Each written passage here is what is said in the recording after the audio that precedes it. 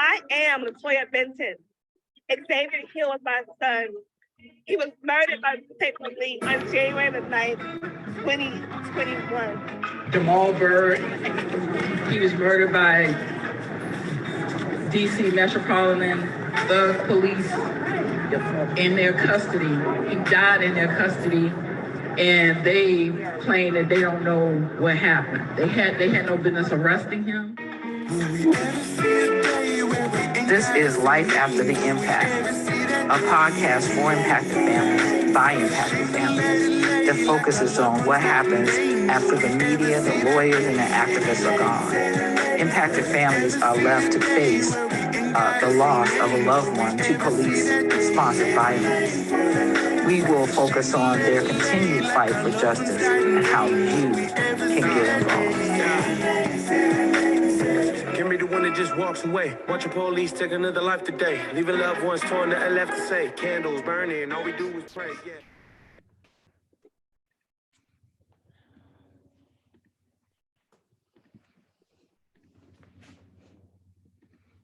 What the 968.02 sub 3 did was put the power back in the people's hands. We forget that we have the power. We say these words in the streets, but one of the things that we forget is it's not just about voting. Right. It's about knowing the system. And that is what something like this does to somebody. It takes somebody who was gardening in her garden with her grandchildren and puts them in front of a computer and makes them learn every application, every law that they need to know to make sure that they can get some justice.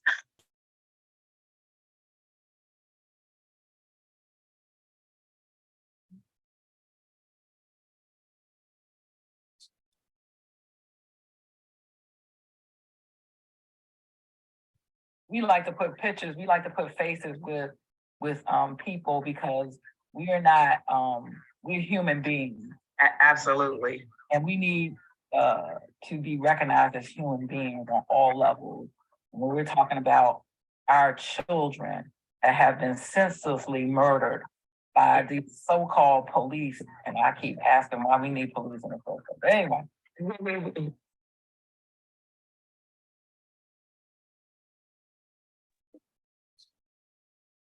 Good evening. I'm Roxanne Johnson. My son's name is Jamal Byrd. He was killed on October 1st, 2019 by Metropolitan Police. Good evening, you guys. My name is Latoya Benton. I am the mother of Xavier Hill. Xavier was killed at the age of 18 by Virginia State Police, January the 9th, 2021. Tonight, we are honored to be joined by Miss Amity. If you want to go ahead and introduce yourself, please. Hi, you guys. Thanks for having me. My name is Amity Dimock, and I am the mother of Kobe Dimock-Heisler.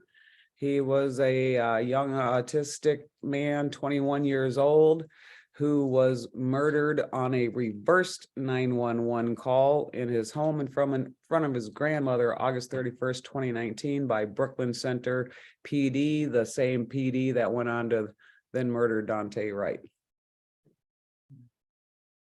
Wow. Well, we're honored to have you with us this evening, and we are so sorry for your loss for your son. Same to you guys. Yeah. Tell us a little bit more about a reverse 911. I'm not familiar with that. Well, so like I said, my son was autistic. He just had a bad day, just like anybody has every once in a while, and kind of lost his cool for a minute. It was over a messed up Wendy's order. He knew Wendy's was going to mess his order up. Grandpa didn't want to wait to see, so when Kobe checked, they had indeed messed up his order. So they ended up arguing about the order. But the reverse 911 call is that, my son got upset, but then when the grandfather called 911, he just was unupset and everything was fine. And so the grandfather called 911 back and said, everything's, he's going to be all right, just forget about it.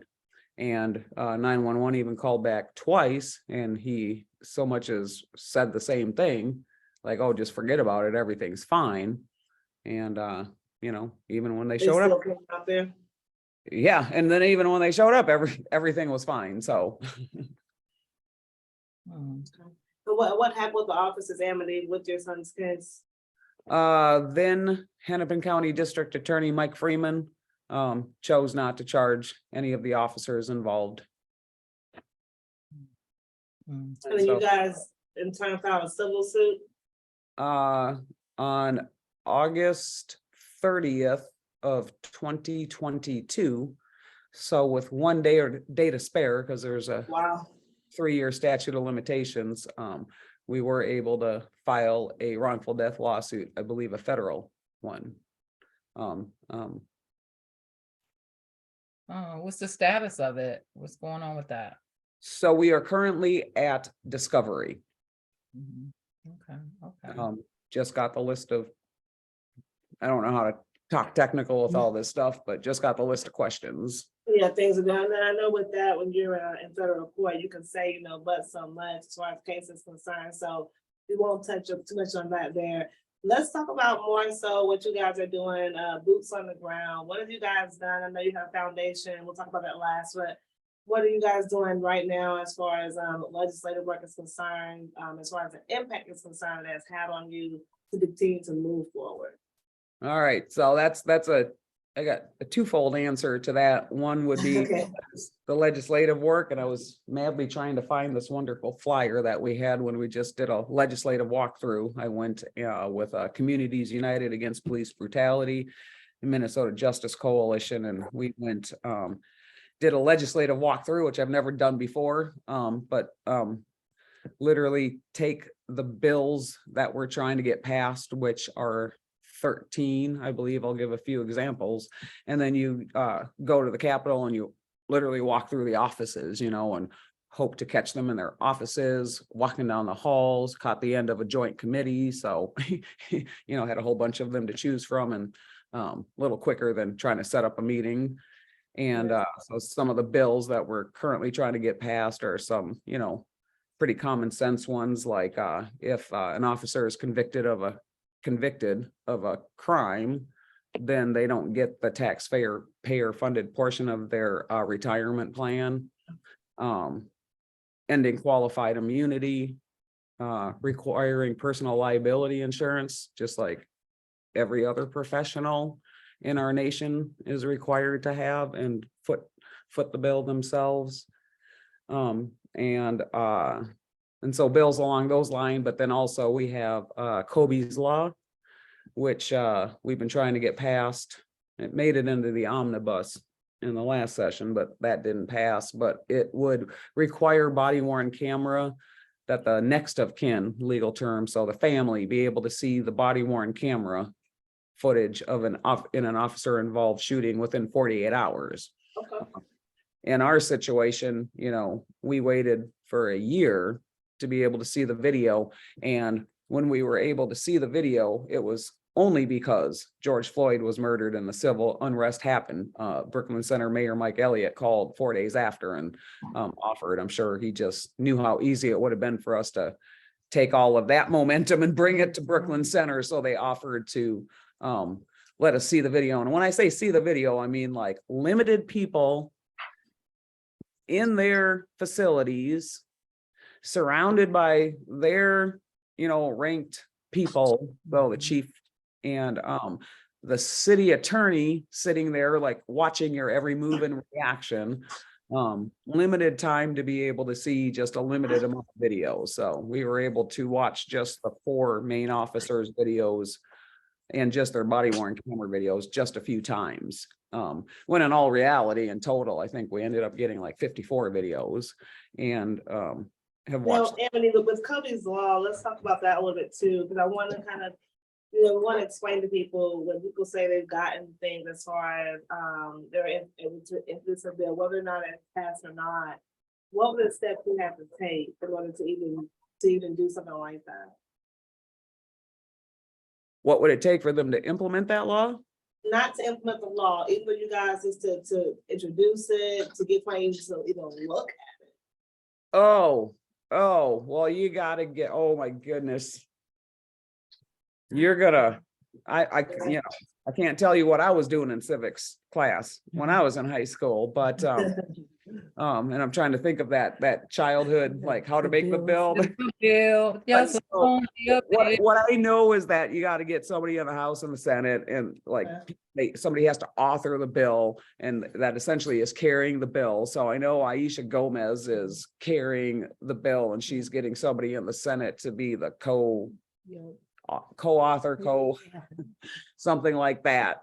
And I have confidence that she will do that. Not only is she one of our representatives, but she is also a family friend. And So the steps we gotta take on to get there, but it may be. but then it's got to go through certain committees, and Right. which committees and it could be, I don't know what the least number is. It could possibly be one, but it could be up to multiple depending on what it, touches. So in this Right. particular bill, it wouldn't touch money, so it wouldn't end up in the ways and means. Yeah. You're really challenging me on this. So, but I've been getting kind of good at talking about all this stuff in the last 2 years. I like to say I'm just an accountant, man. I don't know all this stuff. And so that's where it's at. And then the other thing that I found out is there's something called a companion bill. So there's a companion bill to the Kobe bill. Well, that sounds like friendly and like, you'd be walking hand in hand. That is not what companion bill means. It Is means a counter bill to that bill? well, it's not even a counter bill. It's like a similar bill. So apparently Cedric Frazier is carrying another bill, a companion bill to it, which would make it so in 5 days, families would get the video, but the chief of police can choose to override that and say no. So we all know how we feel about that. But one thing that it does have that the Kobe's bill doesn't have that I do like is that in 14 days, it's out to the public. Okay, public. And of course, we don't like 5 days and we don't like 14 days. But you know what? It's way better than what some of our families have gotten. And we also know that in certain in almost every circumstance, if we all just go to the streets and demand it, they will produce it. They have shown us time and time again, recently in Minnesota, with Dante and George and Winston Smith and Khalil, they are actually producing them just instantly at this point. And most importantly to note, people, is that nothing's happening. The cities aren't, all of a sudden burning down. All hell hasn't broken loose. The cases aren't compromised. It's just what's right, to be able to see the videos. So that's what we're doing on the legislative front. On the policy front, Katie Wright, Dante Wright's mother, and myself, and citizens of Brooklyn Center, and the prior mayor and the current mayor. Brooklyn Center in May of 2021 passed the Dante Wright and Kobe Dimock-Heisler Community Safety and Crime Prevention Resolution, which is them re-envisioning public safety. They have two work groups. One is the expanded response work group, which they have appointed myself to chair. And in that work group, we are working to create an expanded response option in their city. And so for not only like mental health, autism calls, but it also, is talking about like the animal noise complaints, the unruly person at the hotel, things like that, right? So it handles more than just the mental health, but a community responder program. Many cities across the nation at this point have already implemented something along those lines. And then and then Katie Wright is chairing the policy work group, which is looking at the low-level traffic stops. And so they're looking at that, like the tinted windows, the no tabs, the air freshener in your rear view mirror. And then they're also working on consent search policy and no knock warrants. And so we have been working on that. My goodness, So you guys are getting some work over done. over a year now. Well, we're like working against what seems to be an impossible battle. The city says that they support us, and but then it seems like ever since that the committee was formed and we've been doing the work, that they've kind of actually been I mean, I don't want to say actively working against us, but just not. One of them even, they even said in an open meeting that, we were essentially set up to fail because we didn't have what every other committee or group like ourselves would have had, which was a lot of support, all the staff that we needed doing what we needed. They have another committee out there doing I don't know what, that has like a better website than us and a better everything than us, and yet we're the ones who actually can say this is the product that we can show you when we're done. They don't actually have a product, they have a theory of an idea. So it's good that you guys are actually in the state that you guys are working, as far as you can tell the impact they're having on yourself, from your son and whatnot, that you guys are moving forward to have boots on the ground. What advice could you give to impacted family member if they wanted to get a bill introduced, or they wanted to at least look at it? What advice do you give them on that perspective on how to get things moving on that? Well, I was going to say connections and relationships, right? Yeah. So a lot of my ability to learn as fast as I've learned has been having connections. And networking. Yeah, networking and getting these connections with people who, have been, I have mentors out here, that I learned from because they've been doing it for so long and they're so good at it. So you certainly don't want to go out there and try to recreate the wheel and stand there by yourself and try to figure it out, right? I didn't sit here and try to figure it out. I went to the people who knew. I picked the ones that I trusted, right? That's a whole nother story, but found the folks that I felt like I could trust, and then started learning from them and really taking direction from them. And then relationships, and that's like relationships with those people, because you're not always going to see eye to eye with people in this whole movement in reality, but people have their strengths and weaknesses, and you just have to figure out how to work together with them. And also just like relationships with I hate the word, but stakeholders, all the city staff, politicians, like you have to start learning this. Yeah, you gotta know who's in office. You got to create relationships, you got to maintain them, you have to, let's face it, you got to be nice when you don't want to be, stuff like that, so really, I'd say connections and the relationships, because once you have those, you don't actually need to know, you just need to be able to follow instructions and listen. Folks already know how to do what needs to be done. You just have to be able to connect with them, And if ever in doubt, just come to one of us and we network and we figure out who's in your area, right? Like I was just in Atlanta the other day or last week, and if I had time, I'd reached out, I'm all like, oh, Atlanta, what's going, they got that Cop City in Atlanta. If I would have had more time, I would have been meeting up with some of those, friends that I now have on my page that I've never met, but, I would have gone and certainly brainstormed with them out there. So, it's really about networking and connections and relationships. What's interesting to me, Amity, is that I kind of hear you saying that this whole idea of not releasing video before, there's now a law where they have to release it, or the law is up for to be enacted? It's two things. It is both up to be enacted, both at the 48 hours, which is Kobe's bill, and then the companion bill that Cedric Frazier has. But when we weren't able to get it passed, like I said, it made it into an omnibus bill, which is a whole nother conversation I can't explain, but it did make it into the omnibus bill, but it didn't pass.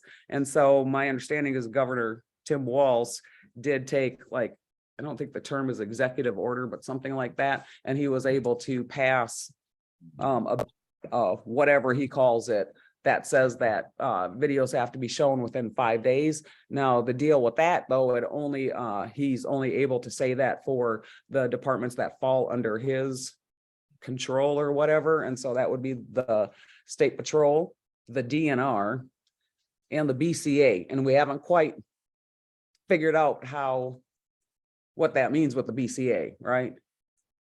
Because they ultimately end up holding the videos, but they're not really the original, so we haven't really figured out what that means with the BCA. Right. And I guess we think as the community, we think that having police video is helpful for us. It keeps us safe because we can find out exactly what these law enforcement officers did when they were interacting with our family members. But it sounds like that's not the case. I know we've had other impacted families on here who said similar things where they were unable to get the videotapes. So I guess that's just another they can use against you, actually.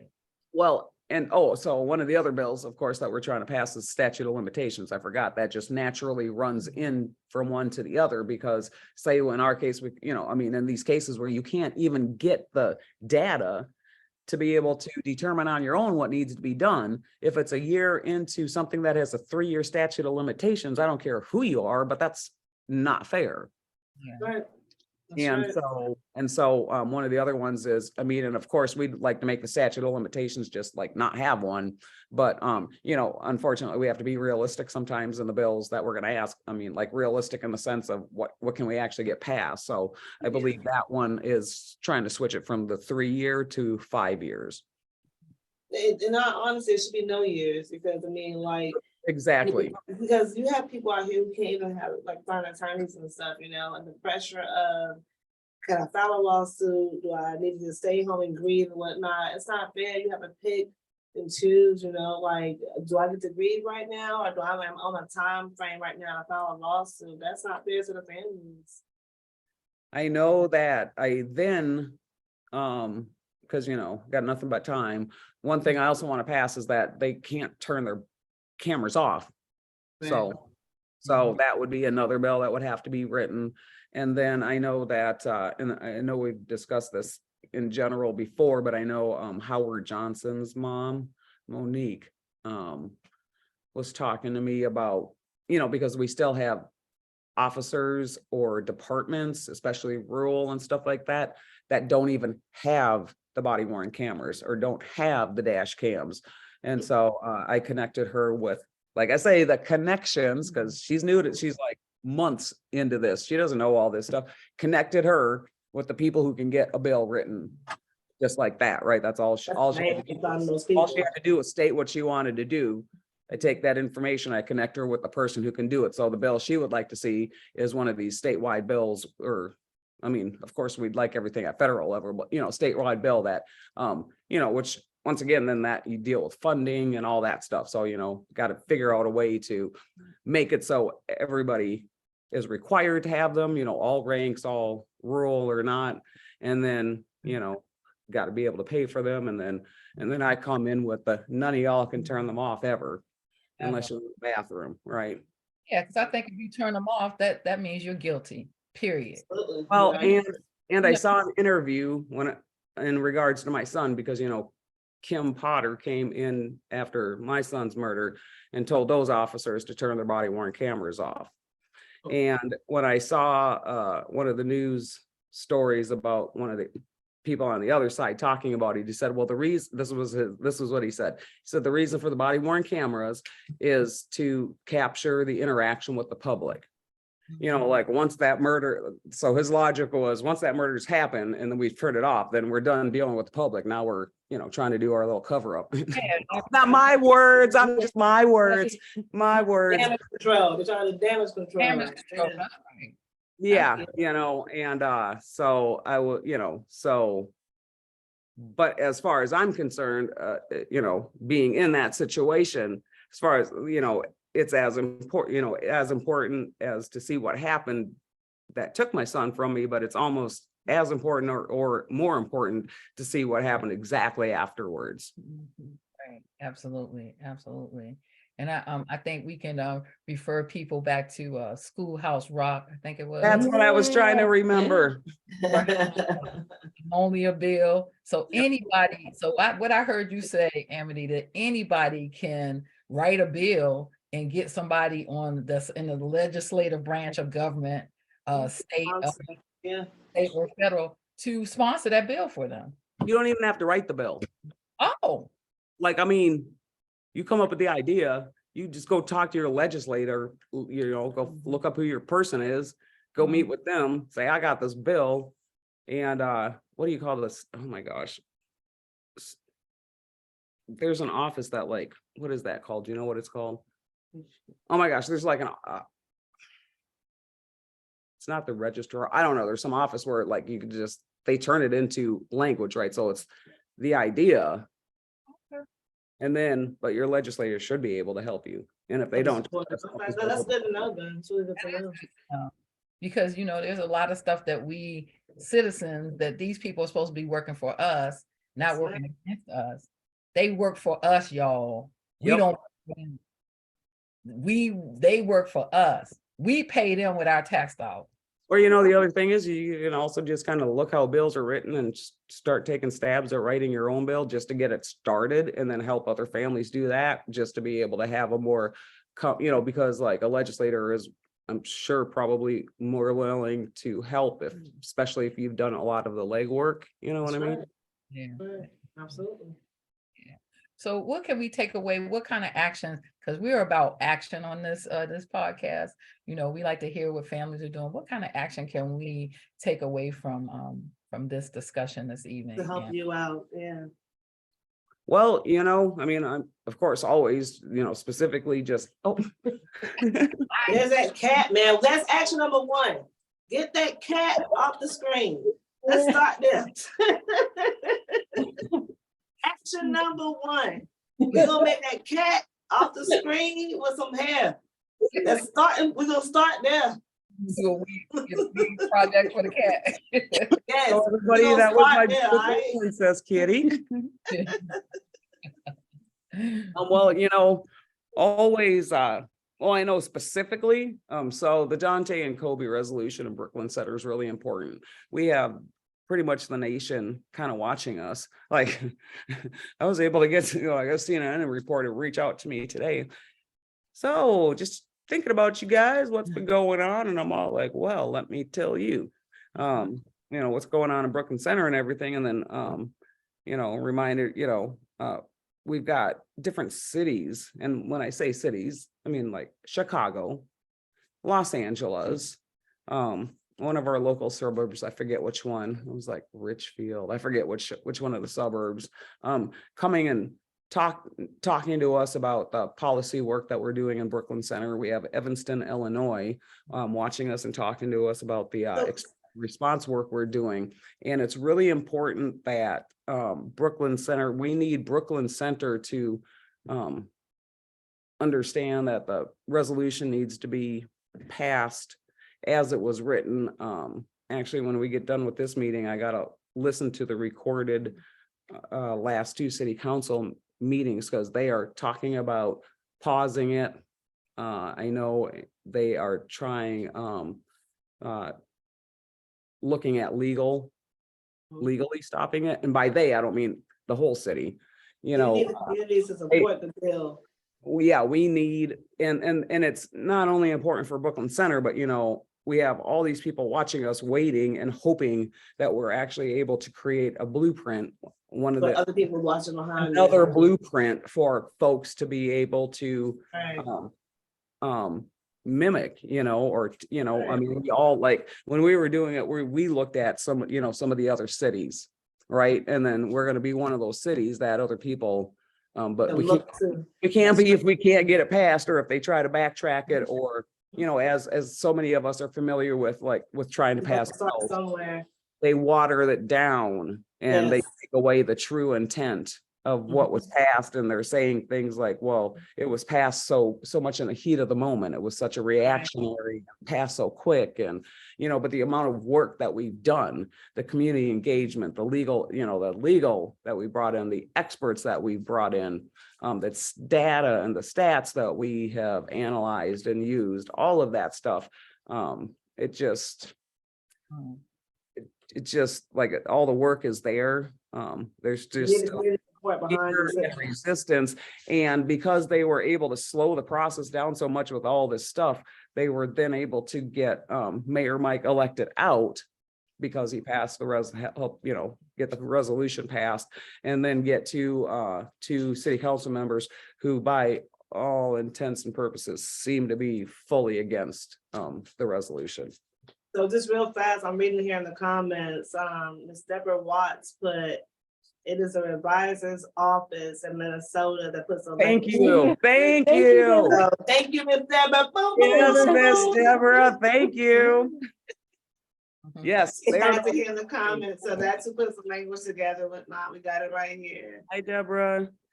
So do we need folks to call the Minnesota, Brooklyn area? What do we need them to do? Brooklyn Center, Minnesota City Council.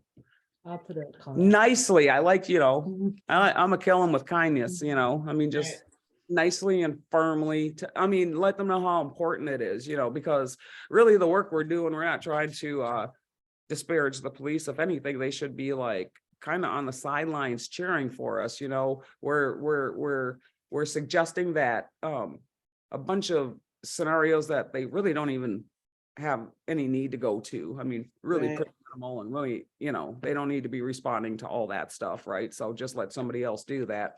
But then in some of those other situations, like the mental health situations, there's just simply happens to be more appropriate responders to that. And so we're kind of taking away kind of the like really low level boring stuff that why would they want to respond to anyhow, the stuff that they're really not qualified to handle. These social workers go to school for how freaking long and learn very specific stuff and then work with these people, which then leaves them able to go take care of really what most people want police officers there for, to take care of the violent crimes, right? Yeah. And things like the low level, like the traffic stops, that is actually one of the most dangerous encounters that police have on a daily basis. So, Yeah.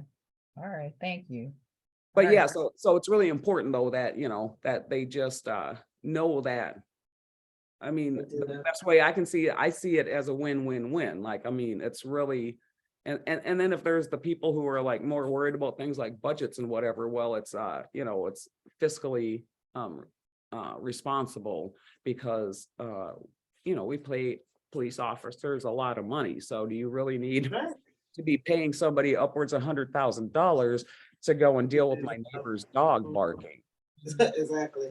So if you guys, any of all things tonight, you can definitely take from Amity, from her son being killed, that not only did they file a civil suit, but they also went ahead on the legislative side to learn how to write a bill. Sometimes it's not about what you know, like Ms. Amity said, it's who you know. Networking, make your network your best work. There's a beautiful picture there of Kobe right here. As we always like, Roxanne like to say all the time, we like to put a face with the name. It is very important that people honor our loved ones, to know who these people are, because they're important to us as well. So this is very important. And we really thank you guys for being here tonight and speaking with us and educating us as well on what we can do to get involved. Also, what we can also do just to get a bill passed, or in hopes of, to get that going. Absolutely. And just to say real quick, just some exciting news. Katie Wright and myself last week just filed our 1023 form for nonprofit status with the IRS for a nonprofit that will be the Dante and Kobe No More Names Initiative. Wow. And one of the things that we really plan on doing is kind of rolling this community safety reform out, hopefully across the nation. So Good. Wow. Thank you for joining us, Amity. Thank you so much for having me. And really, you guys, thank you for doing this series. Of course, that's what we're here for. We're here for it. You guys, just real fast, we wrap up tonight. Sophie, I'm not sure if you can go in and fill up on the screen real fast, a call to action. As you all know, I'm still in federal court right now for Xavier's case. We have a court case coming up Tuesday March 29th. And that ironically is my niece's birthday as well. So we also have court on the same day. I am asking the community to please, please, please support not just my family. I want the community to understand the impact that the community has when you guys support and pack the courthouse. I think she's gonna put the flyer up here in a second. I hope so. Yep. So you guys can get the information about where court is going to be at. It's gonna be Tuesday, March 29th in Richmond, Virginia at 10 a.m. I am asking anybody who is in the Richmond area to please, please, please show up for court. I think it's 8, is it 8 days today? I think it's 8 days. Right? Yeah, it's 8 days. I was just gonna say, I just wanted to. Okay, no worries. Yeah. Just let you guys know that that's it's 8 days, so it is March 29th. Again, I post on my page a countdown every single day. It is imperative for the community to show the support, not just for Xavier's case, but for the judge to also know that you all care about what's going on in the courthouse. Mutual aid also is court support. When we ask for aid, sometimes we're not just asking for money or monument things. We're asking for you guys to show your presence of and please come out to court. If you cannot be in court because you're in another state, totally understand that. Please share the flyer. If you guys are watching this live right now, that means you have a free social media account here on Facebook, like I do as well. So I'm asking you, please share the flyer so we continue to get justice for Xavier. As we stated from day one, we're not going to stop fighting for Xavier, and that Xavier or anybody from that case would not. So I'm going to ask one more time, y'all. I have court on March 29th at 10 o'clock in Richmond. Yeah. The courtroom is here. It's at 701 East Broad Street. It is federal court. So please, if you're going to come to court, bring your ID because they're going to ID you when you get there as well. You cannot be late. Well, you can be late, but they're going to start, at 10 o'clock. So we'll be there at 10 o'clock. I'm asking again, if you're on this live, you cannot attend because you don't live in Virginia, that's fine. But please, please share Xavier's story. As we said, upon this podcast, that you guys know, we're still working. You might not see the process all the time or not, but we are still working day in and day out to achieve some kind of justice and accountability for us. Thank y'all for the time. Yeah. So I got Roxanne.